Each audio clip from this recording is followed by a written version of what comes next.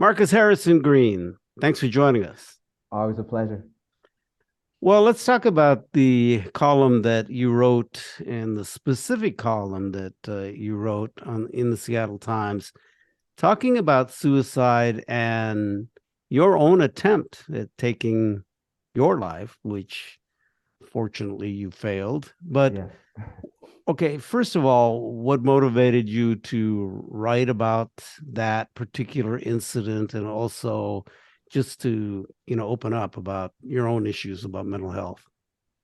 Yeah. So, I mean, it was originally triggered by a study that I saw where there was this, vast increase in suicide attempts amongst youth of color, and then particularly, Black and brown youth. And I, you know, I kept thinking back to, when I was younger, which wasn't that long ago. I just want to say. And just the fact that there was such continues to be this stigma, as particularly as it pertains to men. I'll be honest with you, and men of color around, you know, detailing our mental health struggles and being vulnerable are just. I even don't really like the word vulnerable, but I'll just say being realistic about our mental health struggles, right? And to me, the more that we can speak about those things, the more that uh, folks can come to the forefront and talk about their struggles, but not just the struggles, but also how they're able to overcome those struggles. I think that inches us closer in the direction of being able to normalize these things in these conversations. And I'll tell you this, you know, even today, going to barbershops and things like that, and in primarily male spaces, and it's still hard to talk about these things when it comes to mental health, right? And yet when you get people on an individual basis, it's like, oh yeah, I'm going through that as well. Thank you for that column. But when you get in a group, it's still a bit taboo. And I think a part of that is that it's how we're conditioned to sort of be and act in this society, right? And so it almost becomes force of habit not to talk about these things. And yet the irony is that we need to really talk about these things because everybody is I haven't met a person yet, I should say, that isn't or hasn't gone through something when it involves mental health, particularly as it pertains to folks of color. We have just like we're human like everybody else, and we have those stressors, and then when you have the stressors on top of being, Black, brown, and Asian American, that as it pertains to this country. Yeah, I mean, in an Asian culture, they don't even have words for it, terms for it, right? They just don't. They don't address it, and that's been a big issue. Um, you know, they use terms like, "Well, the person's a little bit off" and stuff. But it doesn't really accurately describe what's going on. It's mental illness is really tough for people because the tendency is, well, why don't they just do X, right? Right. Not understanding that you can't. Right. You can't will yourself out of it, right? It isn't just, I'm gonna, try harder today to to be Yeah. better. It's non-linear.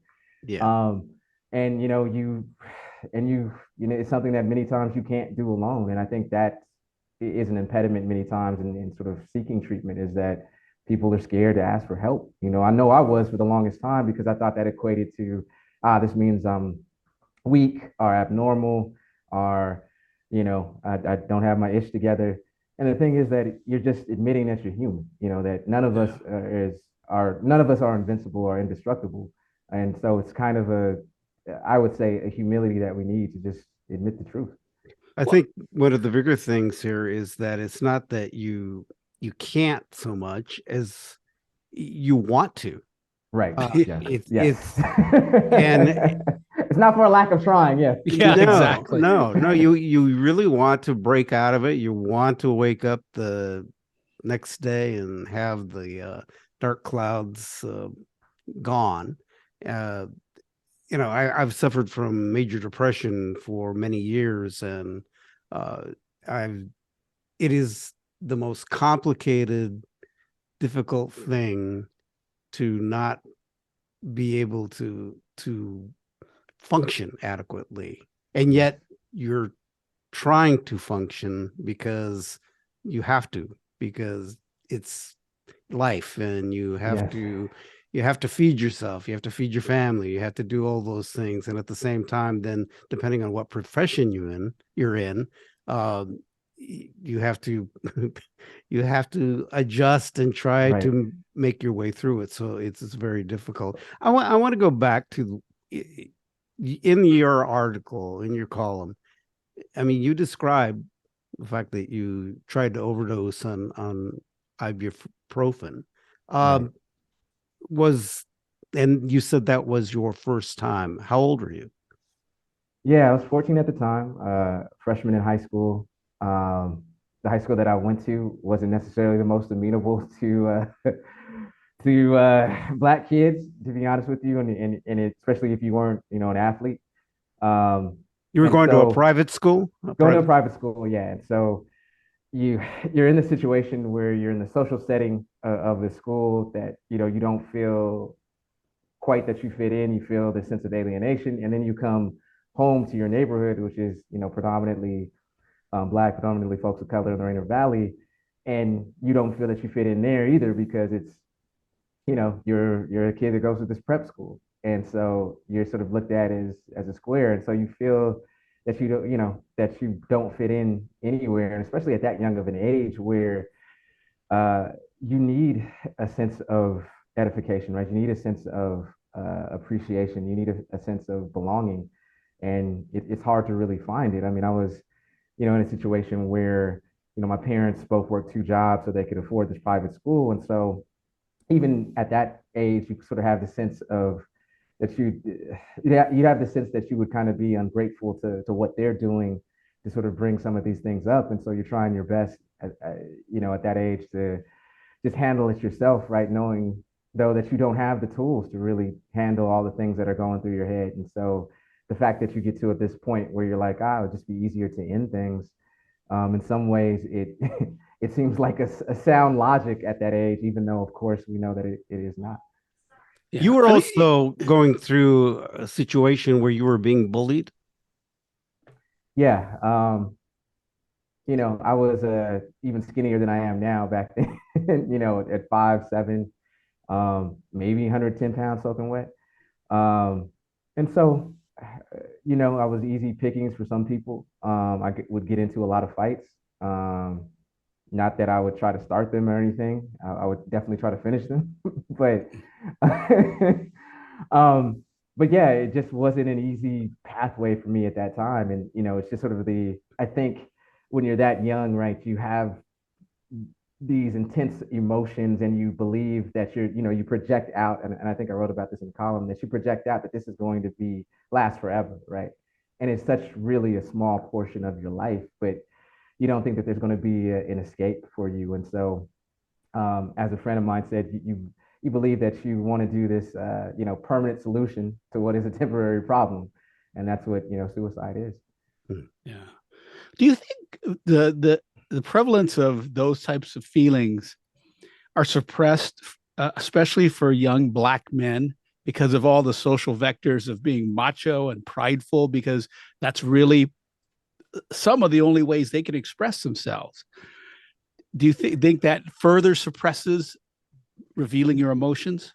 Yeah, I mean, I don't think you even have the vocabulary to talk about some of this stuff, right? I mean, I think when it comes to, just go on YouTube and you look at some of, what passes as quote unquote black media. I mean, it still is very largely, not all of it, obviously, but it still is, generally fairly, I would say, leans into sort of that machoism or machismo in the sense of, this is the construct and archetype of what it means to be masculine or to be a man. And sort of any sign of quote unquote weakness or any sign of vulnerability means that you aren't.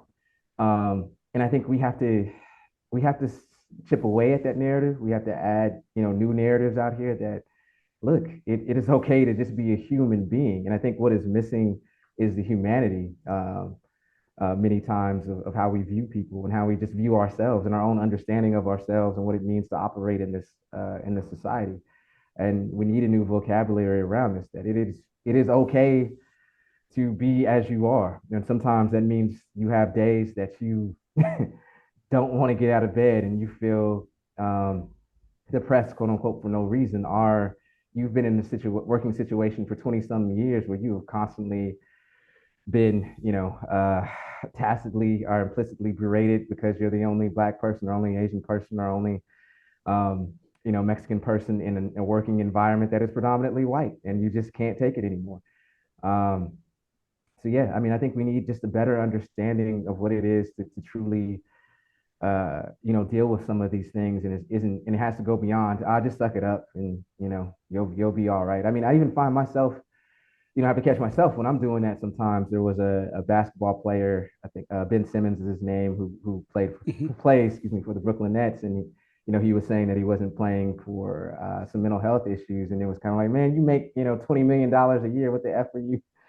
What are you doing? Right. Just get out there, right? But I mean, that's easy for an individual to say that, when you don't know what is going through this person's head, or what's, going on in their life. And I think we need to make more space for that, and have more of an understanding about that, because mental health really is something that cuts across race, gender, ethnicity, and religion. And so, I mean, it really is a universal thing that we, I think, need to handle as such, and address as such. Yeah, Yeah, it's there. interesting. It's interesting with athletes because Yeah. Naomi Osaka, right? Didn't she come Yeah, out and talk Right. about that? Right. And people just don't know what to do with it right. because they don't want to come out now and just say, "Well, that's weak." I mean, because they know that's not right. But you're right; they don't have the words. It's Yeah, yeah. I mean, how do people develop that? I mean, what do they need to do? I think like anything, right? I mean, we didn't have the words to even talk about anti-racism for a while, or what was going on, and I think it takes time to develop. But I mean, I think we first have to you know, admit the reality, and then we have to, I think, then build a vocabulary, build a social infrastructure, social understanding, if you will, um, around these things. And I mean, I think it does exist. I think it just hasn't. I think people have just been kind of slow to embrace it, because nobody sort of wants to admit. Nobody wants to necessarily be the first to admit. I think in just in thinking about social behavior of human beings, that you know what, man, I'm just really not okay right now. Like Yeah. I hope this isn't getting too personal, but I mean, I had a recent passing in my family. My youngest brother passed on, and it's I've it's been hard to process. And I was in a very dark place one day, and the fact that I could reach out to Enrique, just in a text, and say, hey man, like I'm just not okay, man. I'm not going to sugarcoat this. Like, the whole Seattle, like sort of the Seattle way of, like, let's give a few platitudes and, oh, I'm doing great. But, there's this one thing.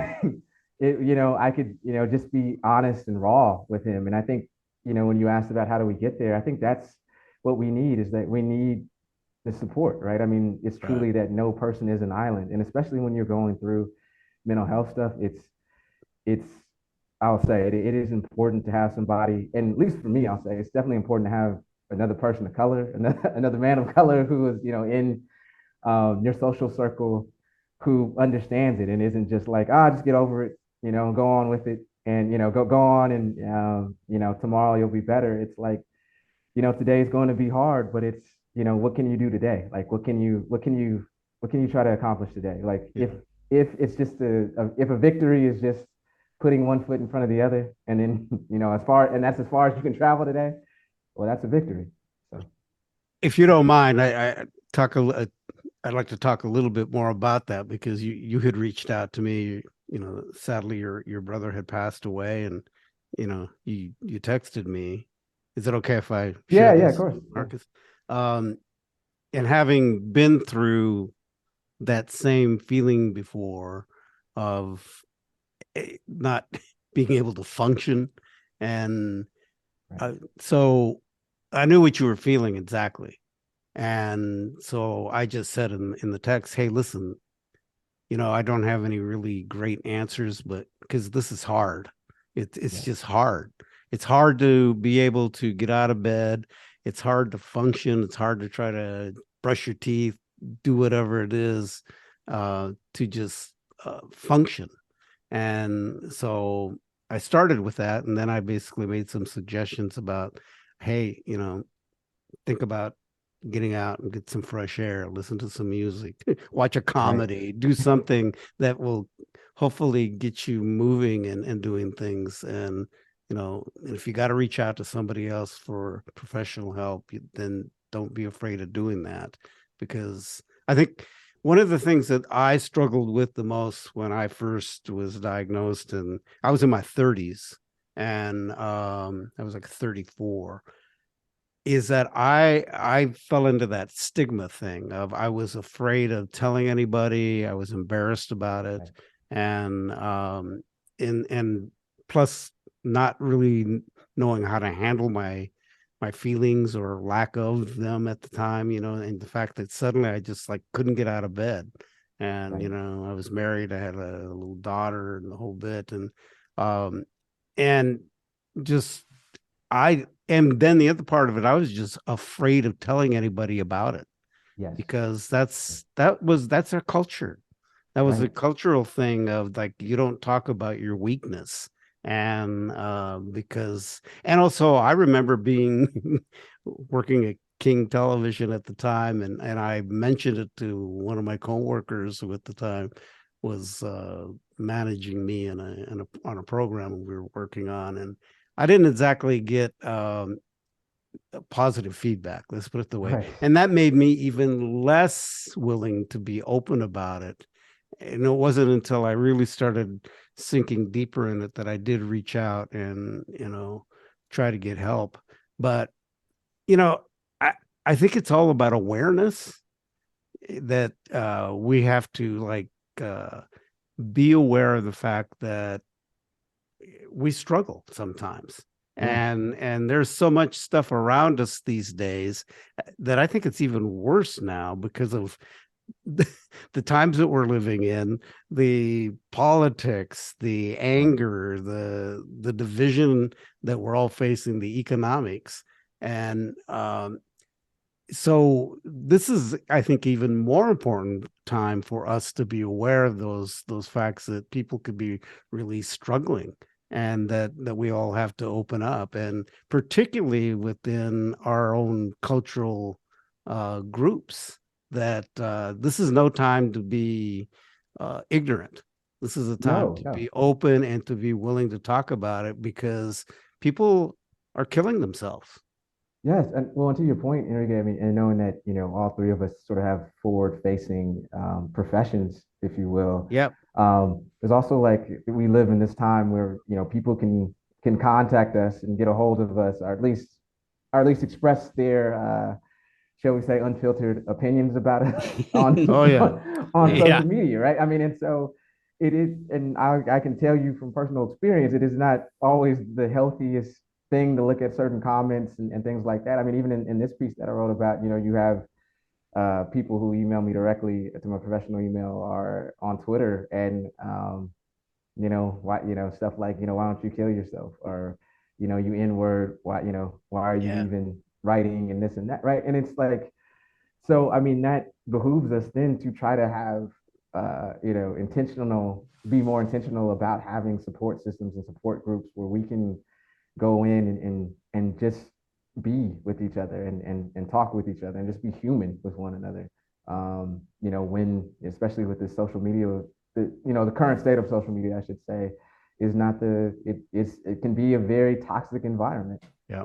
Well, words There's matter. Words matter. And the thing is that, and what some people say matters and hurts and can be painful and Right. destructive. When I was in high school, there used to be a group of guys that would uh, hang out at these radiators by the entry to the high school, and um, they were all smart asses. And there was always one guy that was, kind of the class clown. And the thing about it is that it wasn't just white guys, it was like the Filipino guys, the Mexican guys, just hanging. And it's like you're running a gauntlet if you walk by them. And for me personally, being dark skinned, guys used to say stuff to me, like Right. the N word and other stuff. And one of my best friends at the time in high school was kind of the leader of that group. And every day that I would walk through there, I would get all this crap and I would just hate him. You just hate. And then after school, he would come and find me. I had gotten hurt in football my junior year. And so he would come and find me and say, "Hey, let's go hang out." And I would tell him, I go, I really don't like you during the school day. And Right. I'm really surprised that you come and find me and hang out. And even years later, as I brought it up and talked to him, and he would say, I was just kidding around. We're just being, but it, what you said though, I mean, and when Right. you're young, it sticks with you. Yeah. And, especially if I had coaches that called me, I had a coach that called me a tar baby. I had others that would just say things that would just to run you down. And those things hang with you. uh, Yeah. so I guess my point is that what we say matters, and Yeah. how we say it and what we say to people, and being mean spirited or whatever, and couching it in being, oh, I was just kidding around. No, that doesn't work. I Well, mean, like imagine how long ago that was for you. That's 80 years ago.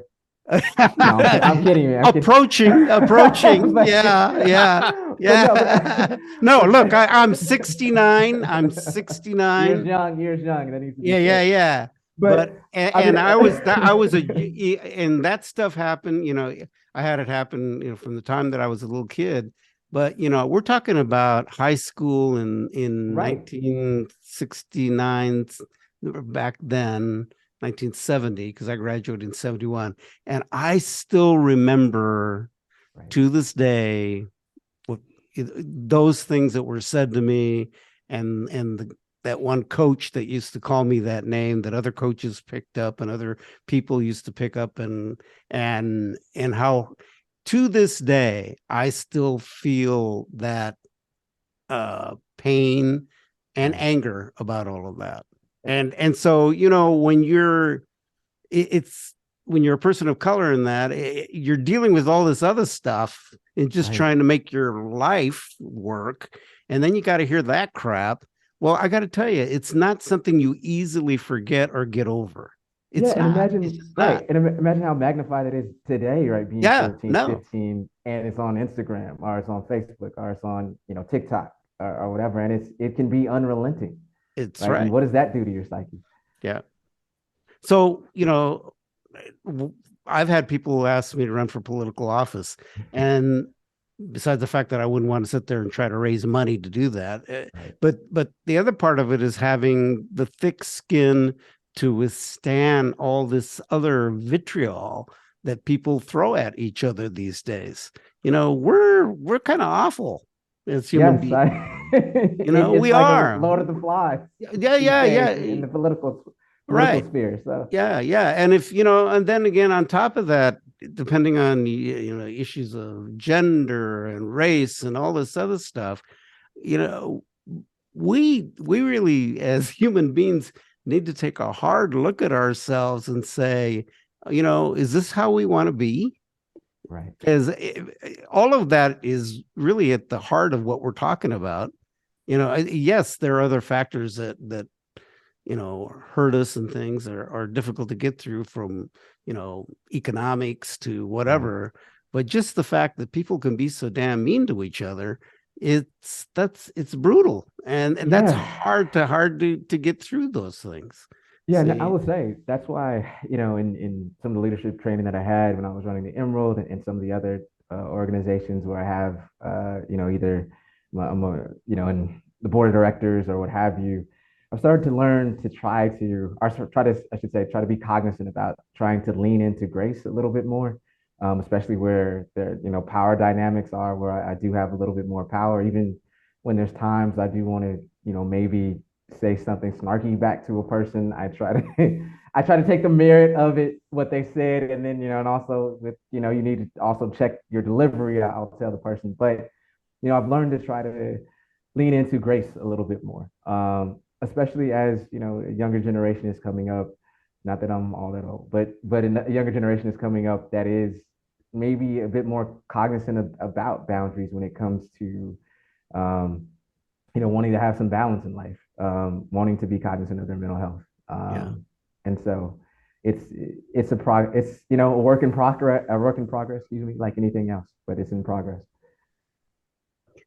So for Black youth these days and other kids of color, what do we need to do to try to make sure that they one day don't decide to try to take their life? Because we know now that the statistics are telling us that, you know, the rate, the suicide rates are increasing at, Right.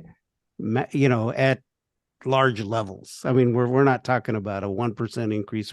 We're talking like 50% or more. Yes, it's stark, and I think a part of that is it's a macro and micro issue, right? I mean, I think on the micro issue, we have to have an environment, whether it's schools, whether it's community centers, whether it's home life, right, that is welcoming and inclusive and inviting, to people that understands what these youth are going through, what understands the unique challenges that they're going through, right?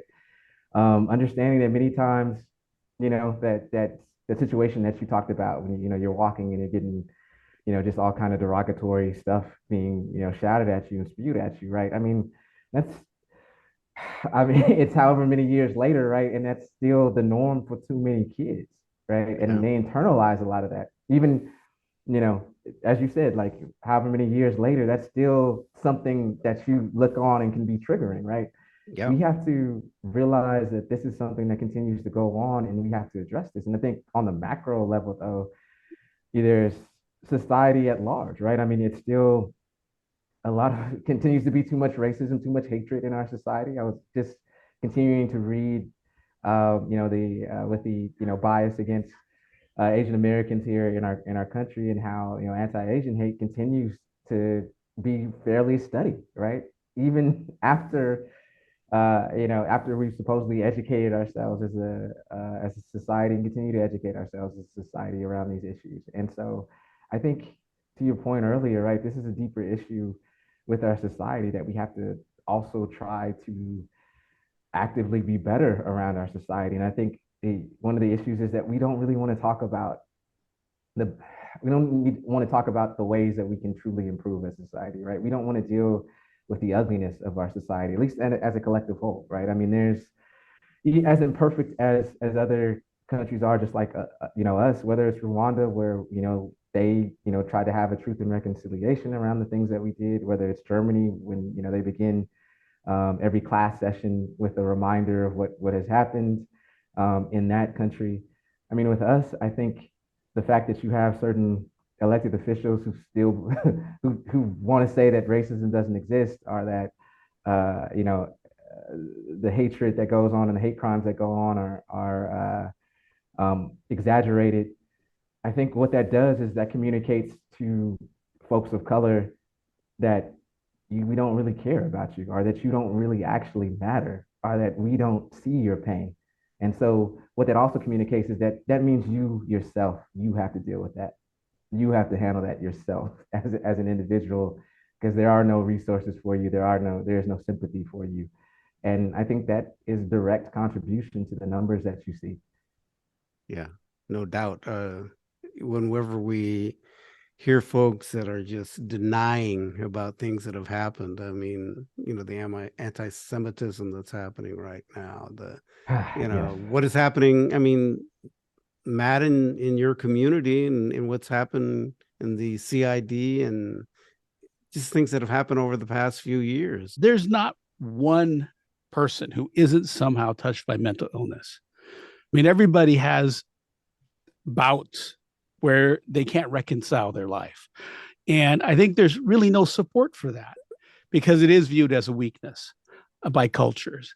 And the bullies that push through and use harmful words and are unsympathetic, oftentimes they suffer from mental illness too. I mean, Right. it's just not appreciating where each other is. And I think that's a big thing. I mean, one of the things that, we pointed out in our fight in the CID is just the neglect, where you don't think about these people.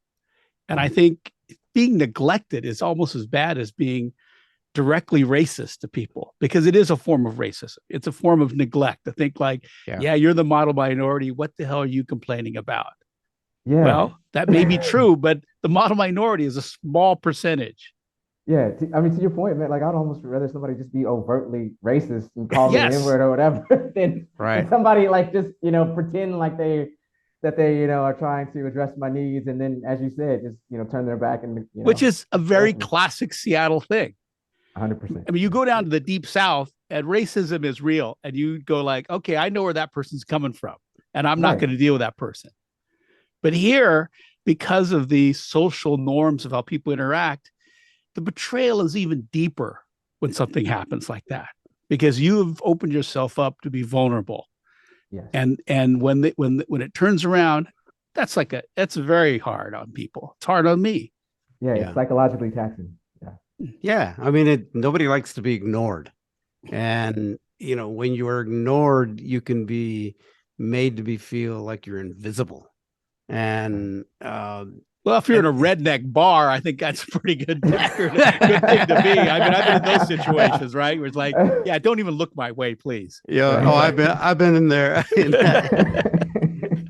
I went to school. I was gonna say Pullman, Washington. I'm sure they had. Well, back in the day, let's just say that there could be a few bars there that you just treaded lightly when you walked Yeah, in. you don't want to become the entertainment. Yeah. That was true. Although I had a few occasions where you did. So, but that is so true. So, what do we do now? Marcus, I know that this is something that you've written about, and I actually applaud the awareness and your willingness to step out and tell your own story, and try to bring to light the fact that this is a critical issue that we, as in our communities of color, really need to step up and be aware of and do something about. Yeah, I mean, I think that's why conversations like this, and I mean this conversation, right, where you have three folks of color right now talking about this and talking candidly about this, right? I think this is so important, right? That people can see, oh yeah, this is the thing that is normal, that impacts us. That this isn't something that I need to hide or conceal. Like this is something that I can be open about. And if these folks can talk about this and talk so candidly about it, and also be okay, right? The fact that all of us have dealt with issues, and yet we survived 100% of the worst days of our life, as a friend told me. Like that also means that the person, maybe there's a 14 or 15-year-old, or however old, listening to this, are looking at this on YouTube. They can feel that there is a level of hope, that there is a pathway forward, right? That they don't have to join those statistics, and that they can have a full and fulfilling life. I think that these conversations need to be more routine and more regular. That's how we evolve and continue to have a language around this stuff. Yeah, and it's hard. It's hard for the people around you, your loved ones, to do. I mean, I know that's one thing that I felt shame and embarrassment, but I also felt that I was a burden in many ways, Right. and so. But I also have to say that I think it's important for those around you that they're not sure how to deal with it. Is It's tough on you, but you also have to have a certain level of understanding and willingness to try to help in your way. And Yes. really, I would remind people the worst thing to say is that snap out of it. Yeah. Yeah, the whole well-intentioned but insensitive comments, right. Not so welcome. Yeah. Yeah. I think the tendency is these days in any kind of conversation about mental health or conduct or behavior is the judgmental aspect has to be suspended. Right. Reserve your judgment. Just listen. Yeah. Because when people judge, that's the harshest criticism, because they don't know you. They don't know what's going on. But everybody, and especially true of social media, because in before social media, you had to get into someone's face and say something Right. and risk being punched in the face or having an actual confrontation. Now you don't. You've got the cover of electrons, right? Yeah. Yeah. And And Yeah. it's trying to figure out the Digital best. tigers, I call them. Yeah. Right. Yeah. And it's like people are trying to figure out the best way to slam somebody. So, and they're cute writing or whatever, or just mean writing. But Right. I do think that it's really critical that we all take some time to realize that we do need to talk about this stuff, and that those of us that have you know people that are struggling or whatever, that look to lean on you or to talk to you, that you got to listen. And Yes. it's 100%. really, it is hard. It is very, very hard, especially when someone is just really hurting, and you don't know how to help. But I guess the best thing I would say is just to take the time to listen more Yes. than anything else, and let them vent and do what you can to help them out, and understanding that the other person may say some stuff that's not going to be all that fun to hear, Right. but everybody's got to have an opportunity to get it out. And sometimes it's just but be aware of when you need the help, and that that may be necessary to help them and take them to that other step of finding a doctor, or finding some type of help. I mean, right now I think it is tough. It's just finding therapists. Yeah, and I'll say this, Enrique, like it was about maybe 2 weeks ago. I was talking to my partner and I was telling her that I was just honest with her that I was, feeling deeply depressed. And she said, I don't know what to say right now, but I know that I'm committed to loving you, listening to you, and being available for you. And like I told her, that's enough. Oh Sometimes it is yeah. just that presence, it's knowing that you're not in this world alone, that you're not going through this alone, that there is, as you fall and plummet, and with emotionally, they're there to catch you. And sometimes that's enough for the day. Well, I mean, that was a great response. You're very lucky to I have. am. I am. No, you really are, because that's an important response to hear. I mean, particularly when people are struggling. I mean, Matt, you've been dealing with your cancer, and how many times have we just talked about, you know, the treatment, or your frustration of not knowing, and all of that. And Well, just dealing with your mortality. yeah, ooh, and Yeah. that's scary. That is just scary, especially since we're approaching our 80s, as Marcus likes to think. But Life begins at 80, I was we got another decade before that. But No. no, I mean, it is. We that is the thing, is as you do get older, and you start to face those issues of health and things like that, it's not an easy thing to do. But this is a time when, yes, you need your family and friends, or people that you can turn to, and just talk, because sometimes you just need to do that. God knows I've vented more than a few times there with Matt, and so yeah, no, just to have somebody that you can talk and do that. And and like I told you, Marcus, I say, anytime you need to send me a text, or talk or call or whatever, that's hey, just call, just send the text. And that's I think what you're there as a friend, but also to know, particularly if you've been through these types of things before, that you Right. gotta reach out. So Yeah. No, I mean, absolutely. that's really important, because, and then people have to understand, when people reach out to you that are having issues, it's not up to you to fix it. It's just up Right. to you to listen right. Yeah.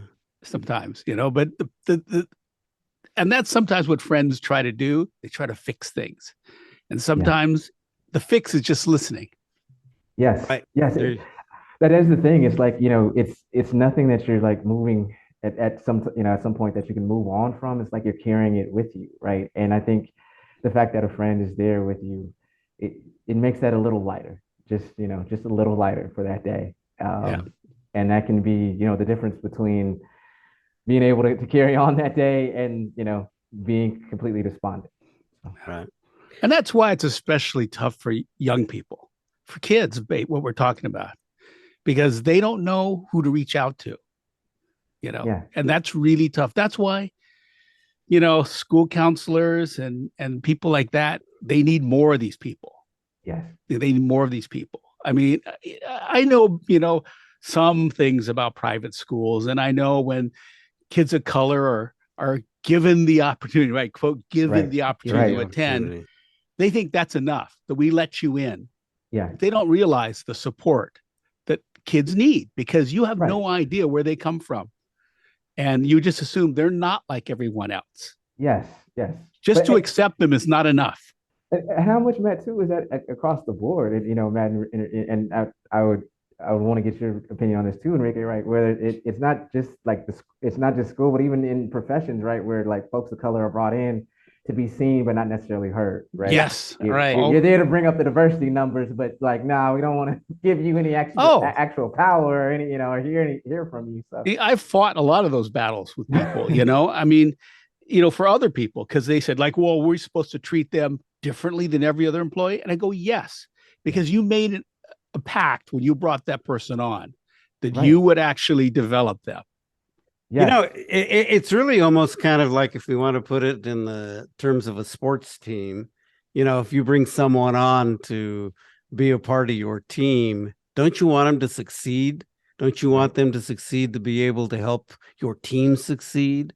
So I don't know how many times I saw where a person of color was brought into situation, and there'd be all this welcoming stuff, and then it's like, let them just go out there without any real help, and then they start to sink, and then you're not right, throwing them any type right, of life jacket or whatever to help them bring them back up. So don't throw somebody out there just to fail, but understanding that you got to be committed to their success. Wouldn't you want that for every person that comes to work for you, Yeah. or even in your family? I mean, But that's that false, like, we're just being, we're looking for equality. So we're giving you an right, equal break. And yeah, that's their cover always, right? yeah. Well, But, that's BS. you know, That's going through the industry side that I did, I never saw anyone who looked like me. So I absolutely had no mentors. right, That's right. why I make it a point to reach out to people and mentor them, even if they don't want it. right, Because at least, yeah, no, it's true. You have to, because no. you have to let them know someone's there Yeah, that yeah, understands what Yes, they're going through. yeah. Because it was tough, and it's always tough when you don't see anyone that looks like you. Right. right, And it's just, I saw that happen where, a place you used to work, Enrique, where they brought someone in and didn't support them and they crashed and burned. It took them a decade to recover and be fruitful again. The Yeah. damage is real. yeah. Yes. Yes. It can be very real. Yeah, And yeah. so To we your have. sports analogy, really quickly, Enrique, like Ricky, I think it's like what's his name, Jimmy Jones or Jimmy Jones? Um, yeah, I guess it was Jimmy Johnson. Excuse me. He was the former coach of the Dallas Cowboys, That's and he Yeah. right. said Yeah. Yeah. Yeah. my motto of my team is this: I'm fair with my whole team. I treat everybody differently, and and I think that's That's true. right. And I think, when it comes to whether schooling or whether in a school setting or a professional setting, I mean, I think you have to take into account the social context of what somebody has been through, right? That Always. Yes. we haven't all, to quote Lyndon Johnson, right? We haven't all started at the same, starting point, right? You Right. can't put, a 20-pound weight on a man and say, and then put him up to the start line and tell him that that's a fair race. It just isn't. And we have to be more cognizant of that in our day-to-day interactions professionally. Yeah. No doubt. And in our everyday lives with everything I Yes. think we do, because it's just, uh, these are times when just, again, the mean spiritedness and just people being jerks. Yeah. That we just need to call it, and we also need, I think, in many ways, just support one another to get through these things.